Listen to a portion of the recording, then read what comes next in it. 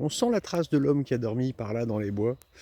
Cette nuit, gros orage, plein d'éclairs, c'était tout mouillé. C'est parti pour un samedi matin avec un au revoir à la Hongrie bien gris. Voilà, je viens de passer un panneau qui annonce la frontière serbe à 5 km. 5 km, 5 km. Bon, bah, quand il pleut, tu t'arrêtes, ça tombe bien. Mes derniers fiorites à dépenser, donc petit tour au marché pour une pomme. Bon, bah, le petit arrêt au marché, ça a permis de sortir un peu les vêtements de pluie. Je pense qu'on doit être à 1 km de la frontière serbe. Et ce sera une frontière pluvieuse, donc une frontière heureuse. Ça y est, je crois que c'est là.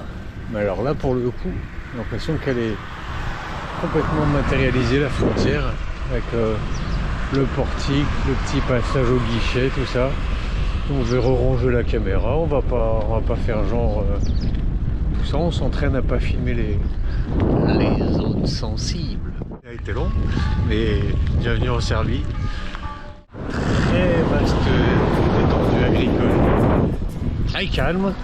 Mais qui dit chemin de sable mouillé dit je viens de commencer à enlever de la terre, mais dit que Ricardo il a pas du tout aimé, les roues se sont bloquées, donc maintenant on va devoir un peu enlever la boue histoire de pouvoir rouler. Il y a quelque chose de cool dans ce nouveau degré qui se franchit avec un nouvel alphabet, une nouvelle langue évidemment, une nouvelle monnaie, mais ouais, ça donne une autre dimension au voyage, de moins être dans le confort de la communication qui vous rectifie un trajet ou d'un clic quand c'est où est le supermarché. Bon, on dirait que des belles couleurs du soir. Alors en revanche, comme je l'escomptais, ces grandes plaines agricoles ne laissent pas beaucoup d'espace boisé pour se poser. Il est quand même un peu tard, donc au bord de la route il y a cette espèce de fossé, mais qui protège bien de la route, et du coup on va tenter pour commencer bien en Serbie à l'arrache dans ce petit fossé. Le camp le plus improbable. Alors c'est une demi-tente et avec un peu incurvé pour un curvelier. Voilà, c'est dimanche matin, c'était une bonne nuit dans mon petit fossé et c'est reparti avec une pensée pour toutes les mamans. On est le 29 mai et puis la journée commence avec cette longue ligne droite qui se termine ici, mais avec le vent dans le dos, un genre de 27 km/h porté par le vent. C'est la fin du marché à Ada et je viens de faire un petit arrêt dans un petit café avec une vieille dame charmante qui m'a offert un petit café avec ces échanges qu'on parvient parfois à faire comme ça avec le cœur, et c'était bien mignon avec tous les anciens, pas beaucoup qui étaient au café, pas mal qui étaient déjà à la bière. Ah, j'aime bien. Ça y est, on sent qu'on bascule chez Kusturica. Un petit clin d'œil quand même à tous les Rousseaux, parce que là c'est l'arrivée à Bessèges. Je sais pas ça. Ah, c'est les voitures anciennes. Ça va, Ren?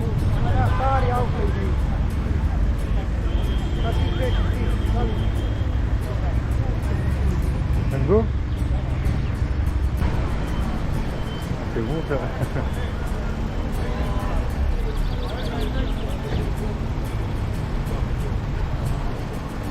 Bon, alors on a eu un clin d'œil au Rousseau parce qu'on a abaissé sur le CD à Fredo pour les voitures. Volvo présenté, une BMW, avant-dernier cri du coup.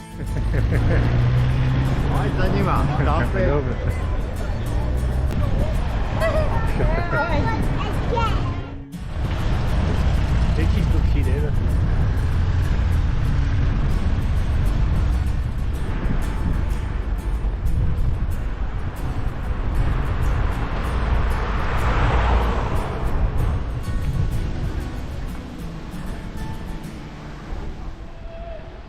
J'aime le Bessèges.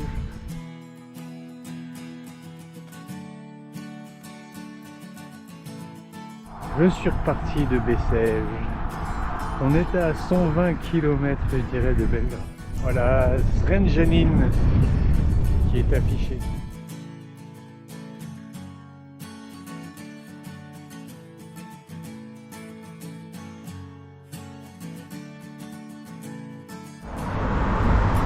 Bon, il est 4 heures, ça n'est que maintenant que je sors pour aller quand même prendre l'air et jeter un œil à Zrenjanin, cette ville où je suis arrivé hier.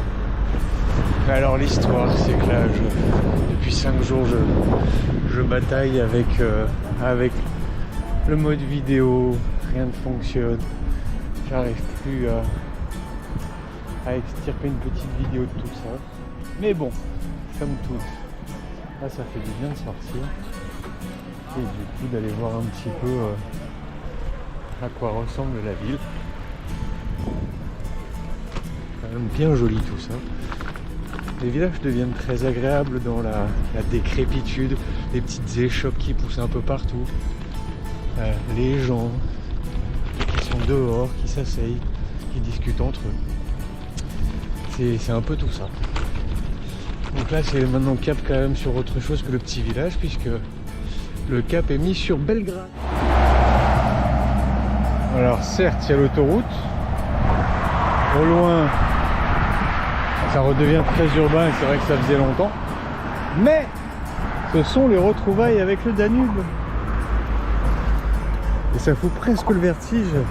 Je sais pas si on a idée de la hauteur, mais putain on est haut. Ah, ça me fait les jambes du vertige.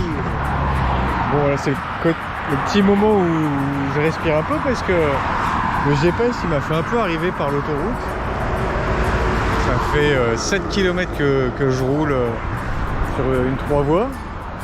Et là, miracle, il y a une piste qui réapparaît. Certes avec du vert, il y a une piste cycliste qui réapparaît, quand même pas mal. Hein.